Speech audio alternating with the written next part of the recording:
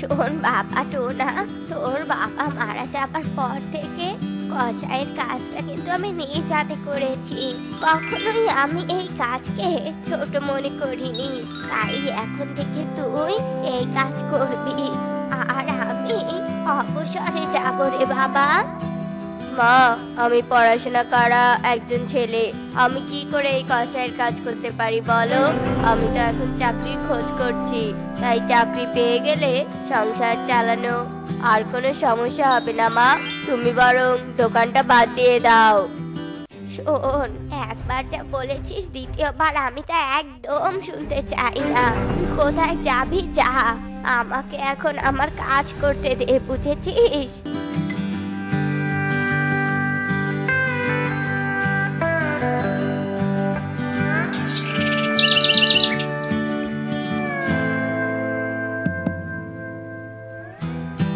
মা, সকালে তো তোমার অনেক মাথা গরম হয়েছিল, তাই তো আমি তোমার মাথা ঠান্ডা করার জন্য নতুন অতিথি নিয়ে এসেছি। নাও, এবার তুমি আমাদের দুজনকে বরণ করে নাও। তুই আমাকে না জানিয়ে এত বড় কাজ করলি? আচ্ছা ঠিক আছে, আমি তা মেনে নিলাম। আর তোর বউ হাতে করে কি নিয়ে এসেছে শুনি? বউ আমার কি নিয়ে আসবে মা, বউ তো খালি হাতেই এসেছে। কি, এত বড় সাহস! আমার বাড়ির বউ হয়ে কিনা খালি হাত বানিয়ে ঢং ঢং করে এসেছে। মনটা চাচ্ছে এই চাপাতি দিয়ে দুটার গলা কেটে দে। আমার সামনে এখন সংসারে ঢং করে দাঁড়িয়ে থাকতে হবে না। যা, ঘরে যা। টোনা তার নতুন বউকে নিয়ে ঘরে যায়। তুমি কিন্তু মায়ের কথা একদম মন খারাপ করো না। মা একটু বদরাগী, তবে মনটা কিন্তু আমার মায়ের অনেক ভালো। বুঝতেই তো পারছো, আমরা মাকে না জানিয়ে বিয়ে করেছি। অমন একটু একটু রাগ তো করবেই, বলো? তুমি মানিয়ে নিও, কেমন? আচ্ছা ঠিক আছে, ওসব নিয়ে তোমায় একদম ভাবতে হবে না, আমি মানিয়ে নিব গো। টুনির কথায় টোনা ভীষণ খুশি হয়। এরপর তারা ঘুমিয়ে পড়ে। দেখতে দেখতে সকাল হয়ে আসে। মিনু ঘুম থেকে উঠেই তার দোকান খুলে বসে। আজ আমাকে অল্প মাংস বিক্রি করে বেশি লাভ করতে হবে। তার আগে আমাকে মাংস কাটার আগে মাংসগুলো গরম জলে ভিজিয়ে নিতে হবে। এই বলে মিনু মাংসের ফালি কেটে নিয়ে গরম জলে ভিজিয়ে সেগুলো সাজিয়ে রাখে। সেটা টুনি দেখে ফেলে।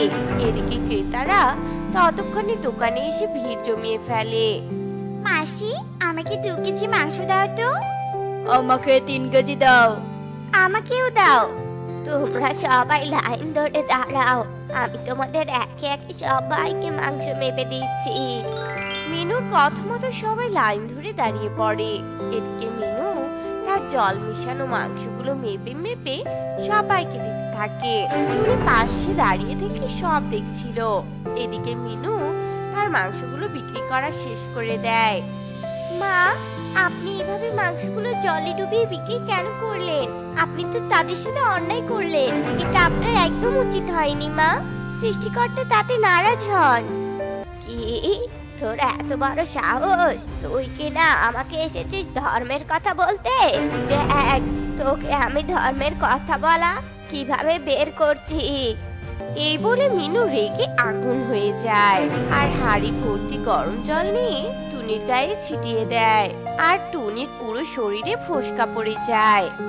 ও মা গো, ও বাবা গো, আমার পুরো শরীর জ্বলে গেল, জ্বলে গেল গো।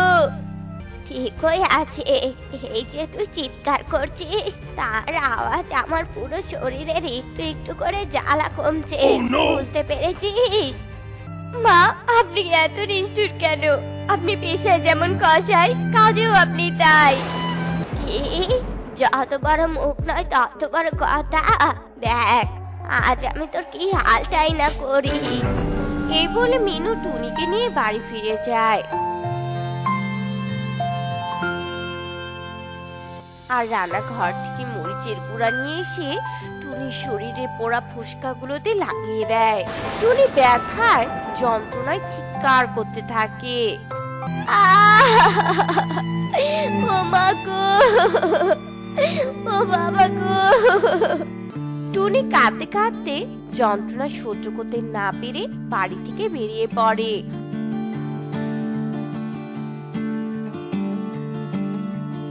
আর পাশে থাকা একটা পুকুরে গিয়ে লাফ দিয়ে ভিজতে থাকে। এদিকে ততক্ষণে টোনাও বাড়ি ফিরে আসে। মা, টুনি কোথায়? ওকে তো কোথাও দেখতে পাচ্ছি না। কোথায় আবার? গিয়ে দেখ কার সাথে নষ্টামি করে বেড়াচ্ছে। বাড়িতে তো তার একদম ভালো লাগেনি, কোনো কাজ করতে ইচ্ছে করেনি তার। মা, তোমার কথা যদি সত্যি হয়ে থাকে তাহলে আজই আমি ওকে মেরে ওর পিঠের চামড়াগুলো সব তুলে নিব, এই আমি বলে দিলাম। টোনা রাগ করে ঘরে থাকা লাঠি বের করে সেই লাঠি দিয়ে টোনা দরজায় বসে থাকে। এদিকে ততক্ষণে টুনিও কাঁদতে কাঁদতে ফিরে আসে। এই টুনি, কোথায় গিয়েছিলি তুই? হ্যাঁ, পুকুরে গিয়েছিলাম স্নান করতে, গায়ে ফোসকা পড়েছে, তার উপর মরিচ গুঁড়ো, সেগুলো যন্ত্রণা কমাতে গিয়েছিলাম। শাক দিয়ে আর মাছ রাখতে হবে না, তোরা খুব ভালো করে জানে তুই কোথায় গিয়েছিলি। মিনুর কথা শুনে টুনা আরো ভীষণ রেগে যায় আর লাঠি নিয়ে টুনির ফোসকা পড়া শরীরে আরো বেশি করে আঘাত করতে থাকে। টুনি তার মুখ বুঝে সহ্য করে নেয়। এরপর টুনা রাগ করে নিজের ঘরে ফিরে যায়। টুনি অসহায় হয়ে কান্না করতে থাকে।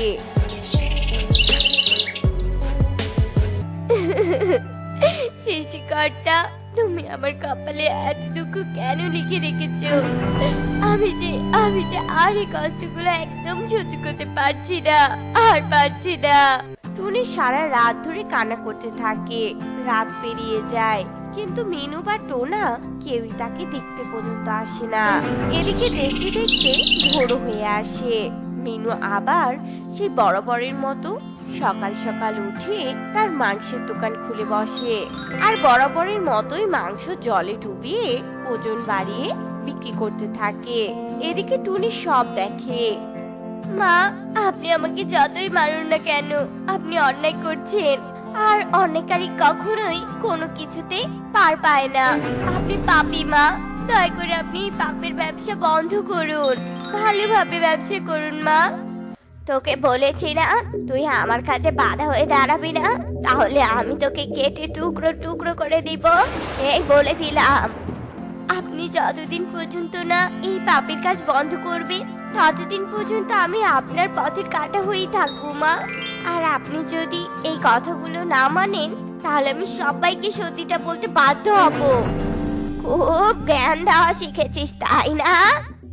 এই বলে মিনু চাপাতি নিয়ে টুনির একটা ডানা কেটে দেয়। টুনি চিৎকার করতে করতে অজ্ঞান হয়ে যায়। এই মেয়ে তো অজ্ঞান হয়ে গেছে, এখন যদি একে আমি হাসপাতালে না নিয়ে যাই তাহলে তো এখানেই মরে যাবে। এ যদি মরে যায় তাহলে তো আমাকে জেলের খানি টানতে হবে।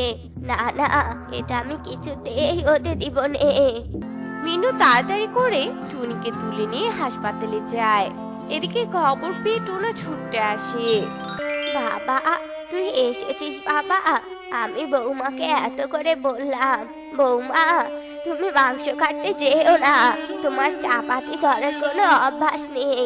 কিন্তু বৌমা আমার কোনো কথাই শুনলো না, কাটতে গিয়ে উল্টো নিজের ডানাটাই কেটে ফেললো। এবার কি হবে বলতো বাবা? তুমি কেঁদো না মা, সব ঠিক হয়ে যাবে। আপনার স্ত্রী এখন সুস্থ আছেন, ওনাকে নিয়ে এবার আপনারা বাড়ি ফিরে যান। ঠিক আছে ডাক্তার বাবু, আপনাকে অনেক ধন্যবাদ। এরপর টোনা আর মিনু মিলে টুনিকে নিয়ে বাড়ি ফিরে আসে। টুনি টোনাকে ঘরে নিয়ে তার শাশুড়ির সব কথা খুলে বলে, কিন্তু টোনা টুনির কোনো কথাই বিশ্বাস করে না। দেখো টুনি, তোমার অনেক মিথ্যে কথা শুনেছি, দয়া করে আর এসব কথা না বললে আমি অনেক খুশি হব।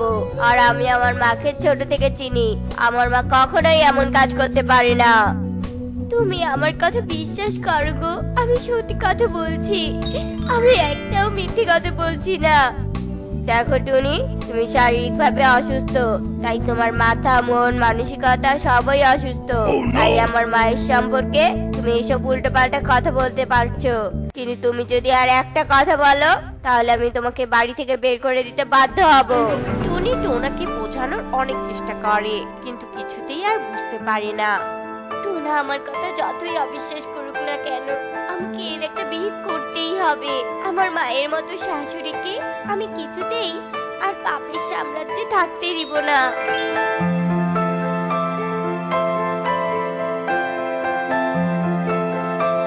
তোমরা কেউ আর আমার শাশুড়ির দোকান থেকে মাংস কিনবে না। আমার শাশুড়ি মাংসে জল ঢুকিয়ে দেয়, যার কারণে মাংসের ওজন বেশি হয়। এইভাবে মাসি আমাদের ঠকায়। আমরা আর কোনোদিনও মাসির কাছ থেকে মাংস কিনে নিব না। হ্যাঁ হ্যাঁ, আমরাও আর কোনো মাংস কিনবো না। আচ্ছা ঠিক আছে, আমি এবার আসি। এরপর টুনি বাড়ি ফিরে যায়। দেখতে দেখতে রাত পেরিয়ে ভোর হয়ে আসে। বরাবরের মতো কসাই মিনু মাংসের দোকান খুলে বসে, কিন্তু আজকে আর কেউই তার মাংস কিনতে আসে না। কি হলো হঠাৎ করে আজ সবাই কেন জানি আমার দোকানের পাশ কেটে যাচ্ছে? তাহলে কি এরা সব রহস্যের কথা জেনে গেছে? কিন্তু কিভাবে? বুঝতে পেরেছি, সব ওই টুনির কাজ। আজ ওকে আমি টুকরো টুকরো করে বিক্রি করব। মিনু রেগে আগুন হয়ে চাপাতি নিয়ে বাড়ি ফিরে যায়। আর টুনিকে কোনো কথা বলার সুযোগ না দিয়ে মারতে শুরু করে। মা, মা আপনি এভাবে আমাকে মারছেন কেন? মা, তোকে মেরে ফেলার জন্য। এই বলে মিনু যেই না চাপাতি দিয়ে টুনিকে কাটতে যাবে, তখনই সেখানে টোনা পুলিশ নিয়ে এসে হাজির হয়। অনেক হয়েছে কসাই ম্যাডাম, এবার বাকি মাংস জেলে গিয়ে কাটবেন। বাবা টোনা, পুলিশ এসব কি বলছে? হ্যাঁ, পুলিশ ঠিকই বলছে। তোমার কুকুরটিগুলো এতদিন ধরে আমি দেখে আসছিলাম, কিন্তু সঠিক সময়ের অপেক্ষায় বসেছিলাম, আর সেই সময় এখন চলে এসেছে। বাকি হিসেব তুমি জেলে গিয়ে করো মা। এরপর পুলিশ মিনুকে টানতে টানতে জেলে নিয়ে যায়। আসলে সব পাপেরই একটা শেষ আছে। সেই শেষ সময়টা যখন চলে আসে, তখন পাপি তার আসল শিক্ষাটা পেয়ে যায়। সীতাপুর বনে টুনি আর মুন্নি নামে অনাথ দুই বোন বাস করত। তারপর থেকে টুনি আর মুন্নি বনে জঙ্গলে ঘুরে ঘুরে ফুল সংগ্রহ করত।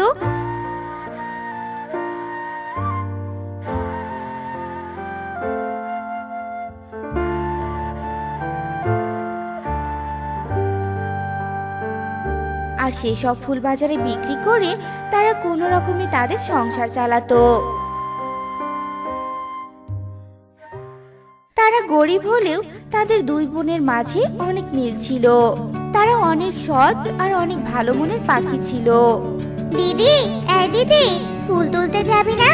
বেলা যে গড়িয়ে যাচ্ছে, সকাল সকাল না বেরোলে তো টাটকা টাটকা ফুলও পাবো না রে। কি রে দিদি, হলো তোর? এই তো রে বোন, আমার হয়েছে। রান্নাটা করতে দেরি হয়ে গেল। চল বোন চল, এবার তাড়াতাড়ি যেতে হবে, বড্ড দেরি হয়ে গেল আজ। এই বলে টুনি আর মুন্নি ঝুড়ি নিয়ে ফুল তোলার জন্য বেরিয়ে পড়ে। দুই বোন গল্প করতে করতে বনের গভীরে চলে যায়।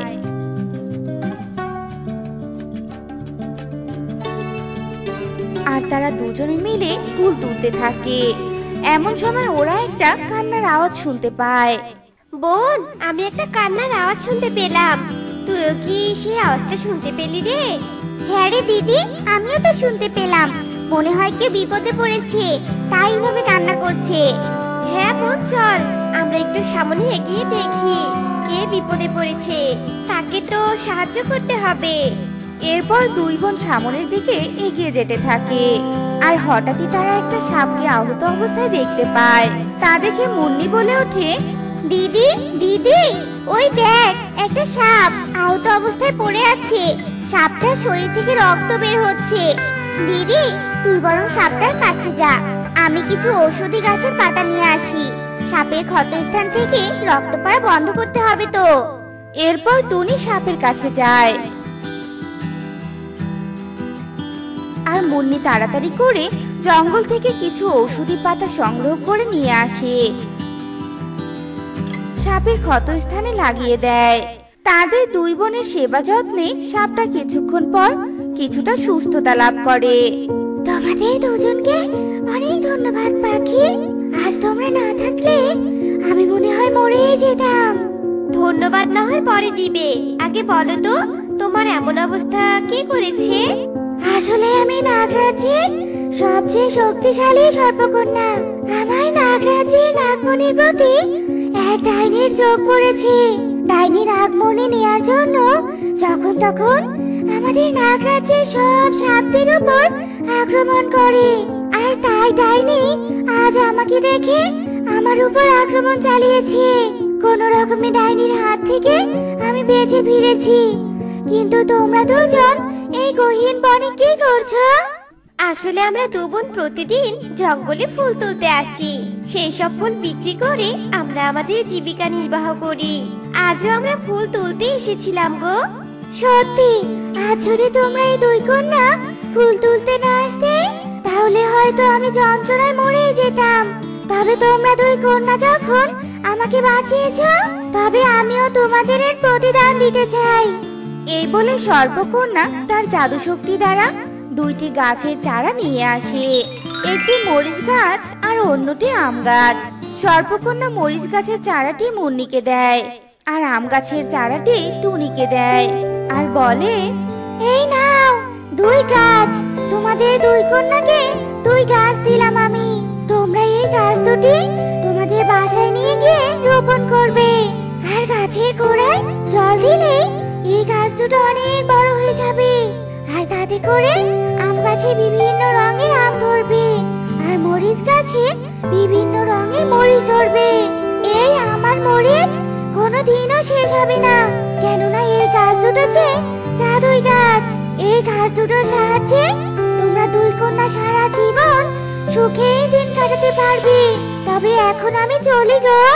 এই বলে সর্পকন্যা সেখান থেকে চলে যায়। আর দুই কন্যা দুই গাছ পেয়ে ভীষণ খুশি ছিল।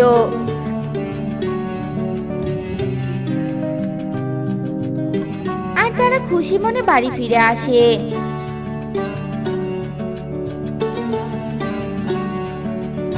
এরপর টুনি আর মুন্নি গাছ দুটো তাদের বাড়ির উঠোনে রোপণ করে। আর গাছের গোড়ায় জল দিতেই গাছ দুটো চোখের পলকে অনেক বড় হয়ে যায়। এরপর আম গাছে বিভিন্ন রঙের আম ধরে আর মরিচ গাছেও বিভিন্ন রঙের মরিচ ধরে। তা দেখে তো টুনি আর মুন্নি ভীষণ খুশি হয়। দিদি দেখ দেখ, সর্পকন্যার কথাই সত্যি হয়েছে। আম গাছে কত রঙের আম ধরেছে আর মরিচ গাছেও কত রঙের মরিচ ধরেছে। আমার যে কি আনন্দ হচ্ছে দিদি। এখন থেকে আমরা এই আম আর মরিচ বিক্রি করে আমাদের সংসার খুব ভালোভাবে চালাতে পারবো রে দিদি। হ্যাঁ রে বোন, হ্যাঁ চল আমরা কিছু আম আর মরিচ পেড়ে বাজারে নিয়ে যাই আর এগুলো বাজারে নিয়ে গিয়ে বিক্রি করে আসি। চল চল। এরপর টুনি আর মুন্নি কিছু আম আর মরিচ গাছ থেকে পেড়ে নেয় আর সেগুলো নিয়ে দু বোন বাজারে চলে যায়। টুনিদের কাছে এমন রঙিন আম আর রঙিন মরিচ দেখে বাজারের সব পাখিরা টুনিদের কাছে ভিড় করে। আর এক নিমিষেই টুনিদের সব আম আর সব মরিচ বিক্রি হয়ে যায়। এতে করে টুনিদের অনেক টাকা আয় হয় আর দুই বোন অনেক বাজার করে বাড়িতে ফিরে আসে। এভাবেই বেশ কয়েকদিন কেটে যায়।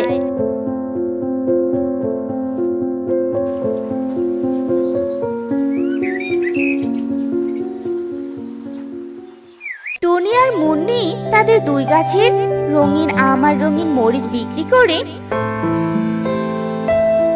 আস্তে আস্তে অনেক বড়লোক হয়ে যায়। তারা অনেক সুন্দর একটা বাড়ি বানায়। এমনকি টুনিরা তাদের বনের দরিদ্র পাখিদের সাহায্য সহযোগিতা করতে থাকে।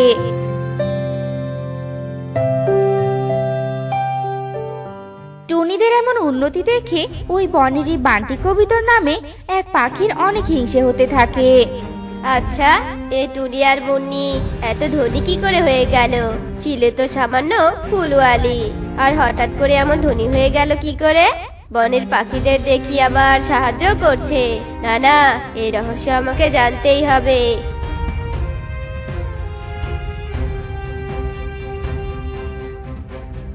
এই বলে কবুতর টুনিদের বাড়ির আশেপাশে ঘুরতে থাকে।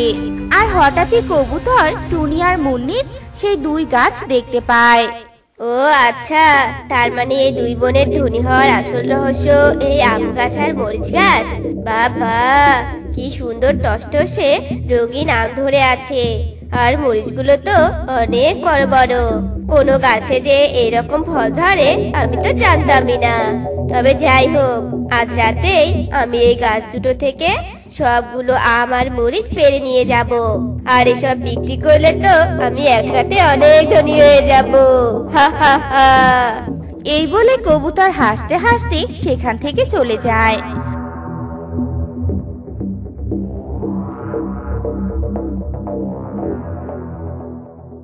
আর রাত হতেই কবুতর টুনিদের বাড়িতে আসে আর বলতে থাকে, টুনি আর মুন্নি, তোরা ঘুমা ঘুমা, আরাম করে ঘুমা। তোদের যে আমি কি সর্বনাশটাই না করব, সেটা সকাল হলে তোরা দেখতে পারবি। হা হা হা। এবার আমি তোদের থেকে অনেক ধনী হয়ে যাব। এই বলে কবুতর যেই না আম গাছের কাছে আম ছিঁড়তে যায়, তখনই কবুতর ছিটকে দূরে পড়ে যায়। ওরে বাবা রে, এটা কি হলো?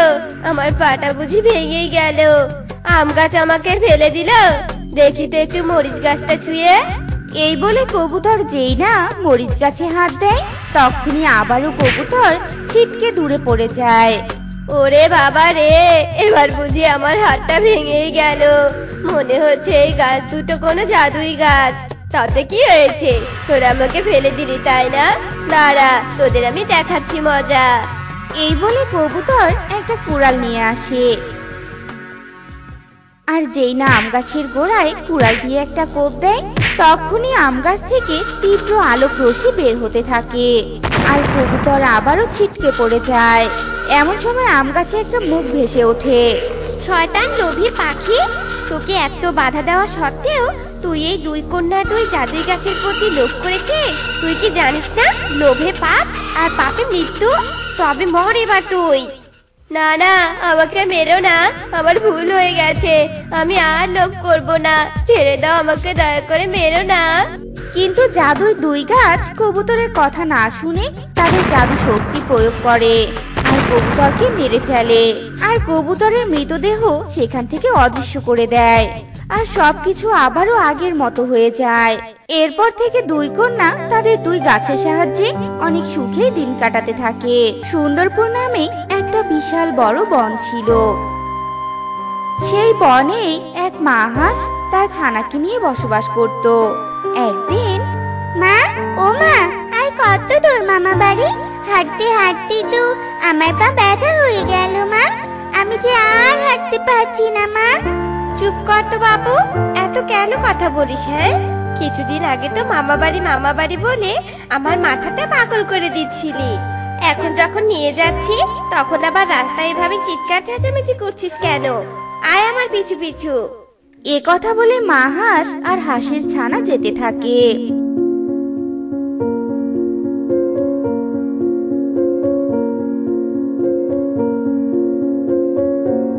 এদিকে কিছু দূরে একটা শিয়ালও সেই পথ দিয়ে আসতে থাকে।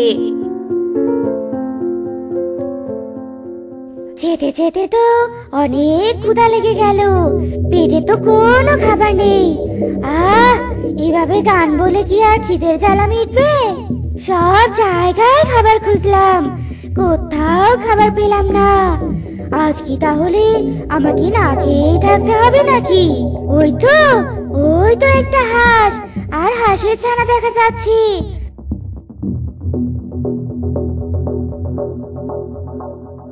বাবা, হায় ঈশ্বর, যখন দিলে তখন আমার উপর সবটা ঢেলে দিলে।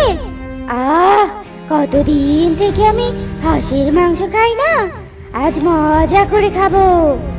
এ কথা বলে শিয়াল হাঁস আর হাঁসের ছানার সামনে যায় আর বলতে থাকে, কি রে, তোরা মামে মিলে কোথায় যাচ্ছিস?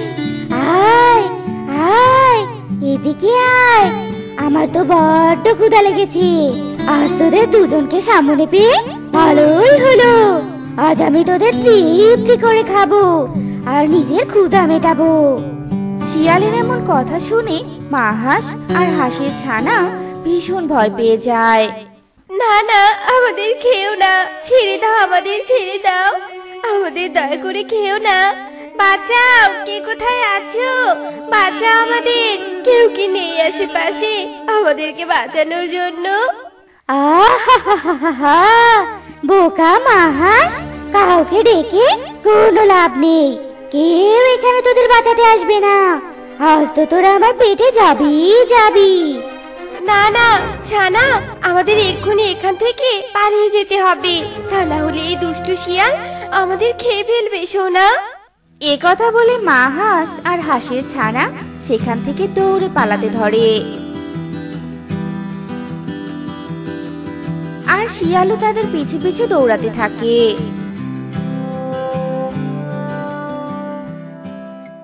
না, এভাবে আমি আর দৌড়াতে পারছি না, আমার ছানাকে নিরাপদ জায়গায় নিয়ে যেতে হবে আমায়।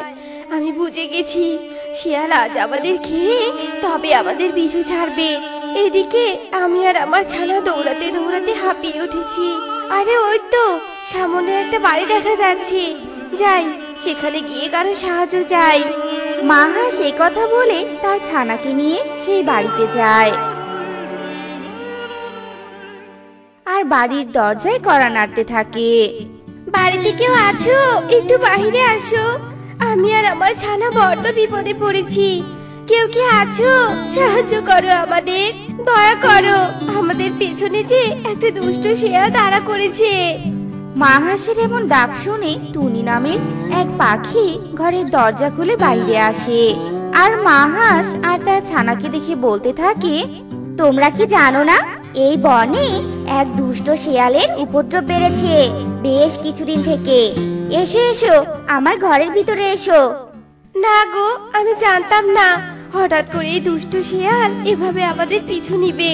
তুমি একটু আমার ছানাকে আশ্রয় দাও, আমার জীবনের ভয় নেই, শুধু আমার ছানাটাকে বাঁচাতে চাই আমি, দয়া করো আমার উপর।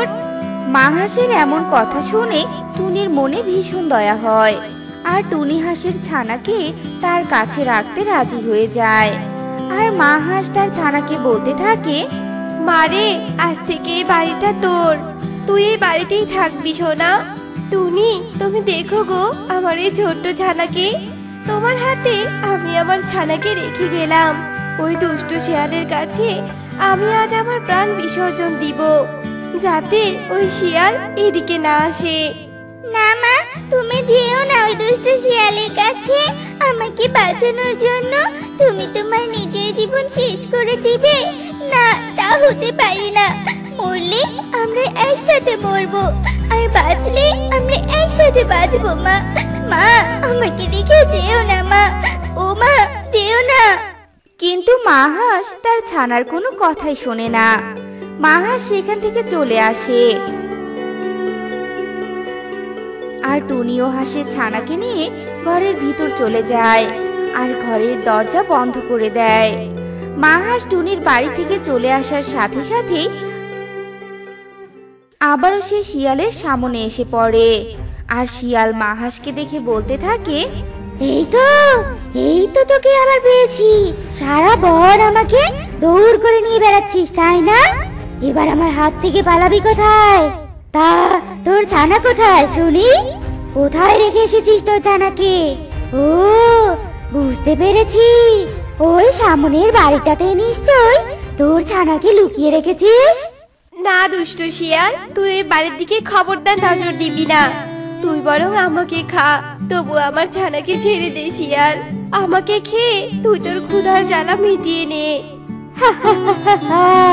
তোকেও খাবো, তোর ছানাকেও খাবো, আগে তুই আমার পেটে যাবি, তারপর তোর ছানা যাবে। আর মা হাঁসকে খেয়ে ফেলে। এদিকে হাঁসের ছানা টুনির বাড়িতে তার মায়ের জন্য অনেক কাঁদতে থাকে। তা দেখে টুনি বলে, কাঁদিস না মা, আর কাঁদিস না, তোর মা আর কোনো দিনও ফিরে আসবে না। তোকে বাঁচাতে যে তোর মা ওই শিয়ালের কাছে নিজের প্রাণ বিসর্জন দিতে গেছে। না, এ হতে পারে না, এবার আমার কি হবে? মাকে ছাড়া আমি কিভাবে থাকবো? মা ছাড়া যে আমার এই দুনিয়াতে আর কেউ নেই। তুই চিন্তা করিস না ছোট্ট ছানা, তোর মা যখন তোর দায়িত্ব আমার কাছে দিয়ে গেছে তখন তোকে দেখে রাখার ভার আমার। তোর মতো আমারও এই দুনিয়ায় যে কেউ নেই। এক ঝড়ের রাতে আমি আমার স্বামী সন্তানকে হারিয়েছি। ছোট্ট সোনা, এখন থেকে তুই আমার মেয়ে আর আমি তোর মা। আর কাঁদিস না মায়ের জন্য। আমাকে মা হিসেবে মেনে নিতে পারবি না? বল, পারবি না? সত্যি সত্যি তুমি আমার মা হবে? ঠিক আছে, তাহলে আজ থেকে তুমি আমার মা। আমি আর কাঁদবো না মা, আর কাঁদবো না। টুনি আর হাঁসের ছানা যখন এভাবে ঘরের মধ্যে বলতে থাকে তখনই টুনির ঘরের দরজায় ঠক ঠক করে শব্দ হতে থাকে। কে কে দরজায় কড়া নাড়ছে? কথা বলো, কে এসেছো? আমি এখন দরজা খুলবো না, যাও এখান থেকে। কে কড়া নাড়ছো দরজায়? আমি এসেছি, দরজাটা খোল, দরজাটা খোল বলছি। আমি জানি ওই হাঁসের ছানা এই বাড়িতেই আছে। ওই মা হাঁসকে আমি এই বাড়ি থেকে বেরোতে দেখেছি। যদি তোর ভালো চাস তবে ওই হাঁসের ছানাকে আমার হাতে তুলে দে। শিয়ালের এমন কথা শুনে টুনি আর হাঁসের ছানা ভীষণ ভয় পেয়ে যায়। আর টুনি হাঁসের ছানাকে বলতে থাকে, এবার কি হবে রে মা? ওই দুষ্ট শিয়াল তো সব বুঝে গেছে তুই এখানে আছিস। আমি তো ওই শিয়ালকে কিছু করতেও পারবো না।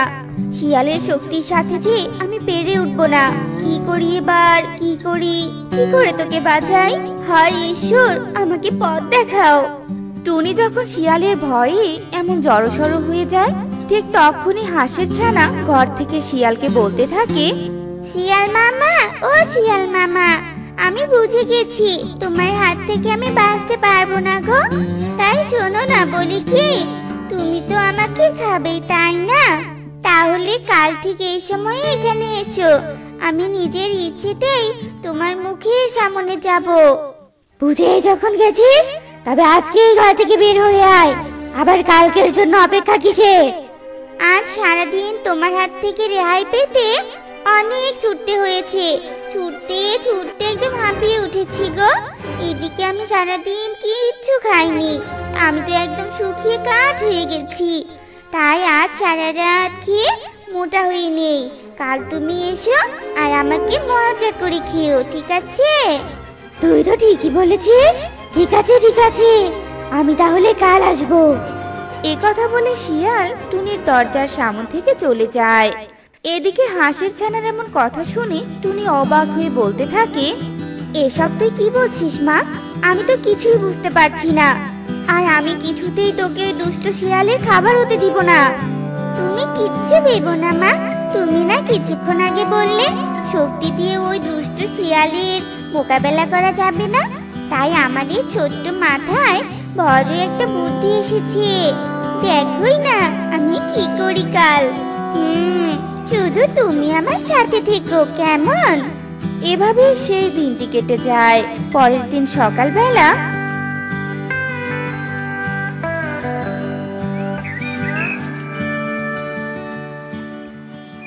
এরপর হাঁসের ছানা আর টুনি সহ টুনির বাড়ির দরজার সামনে একটা ফাঁদ পাতে আর সেই ফাঁদের উপরে লতা পাতা দিয়ে ফাঁদটা ঢেকে রাখে যাতে সেখানে ফাঁদ আছে সেটা বোঝাই না যায়। এরপরই সেখানে শিয়াল আসে। কই রে হাঁসের ছানা, বেরিয়ে আয়। আমি তোকে খাওয়ার জন্য চলে এসেছি।